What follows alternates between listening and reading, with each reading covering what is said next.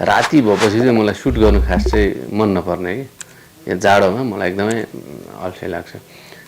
8-9 take भइसकेपछि यो मुलाहरूले जति गरे नि हाल्नु सक्दैन, हुँदैन यो तै खिच भनेर भने। नजान्ने हामी दुईजना सबभन्दा चाहिँ धेरै किस्सा चाहिँ अब डान्सको त्यो 3 दिनकोमा छ।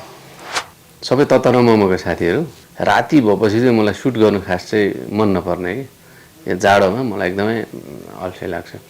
तर गीतको सुट चाहिँ नै होल नाइट गर्नु पर्यो कि 3 दिन। गीतकै सुट भइराखेको बेला चाहिँ के थिएन, राति भइरहेको थियो। अब खगेन्द्र र म नाच्नुपर्ने, हामी दुईजनै उस्तै हो नाच्नुमा होइन। अनि 15-16 पटक रिहर्सल गरियो। अनि रिहर्सल पछाडि चाहिँ अनि टेक हुने टाइम हो। अनि राति अब त्यो 1 चान्चुन बजाएको थियो होला। अनि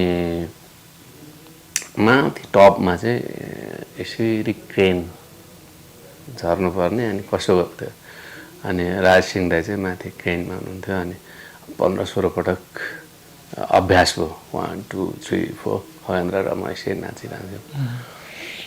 अनि 6-7 टेक त्यो टेक पनि भयो। अब त्यो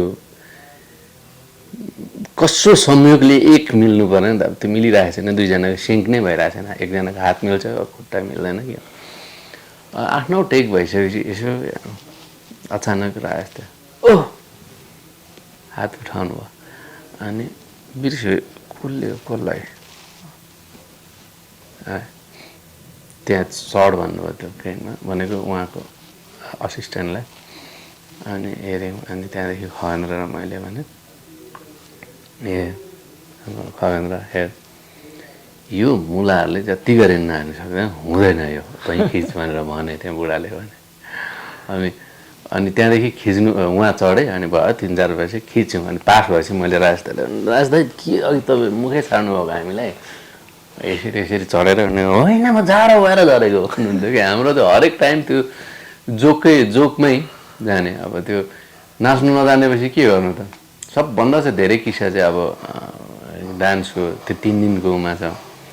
अब जान्ने सबैभन्दा जान्ने आर्यनलाई त्यो नाच्नै परेन त्यो गीतमा। उसलाई त्यो फिट हुने भएन भने क्यारेक्टर अनुसार थिएन।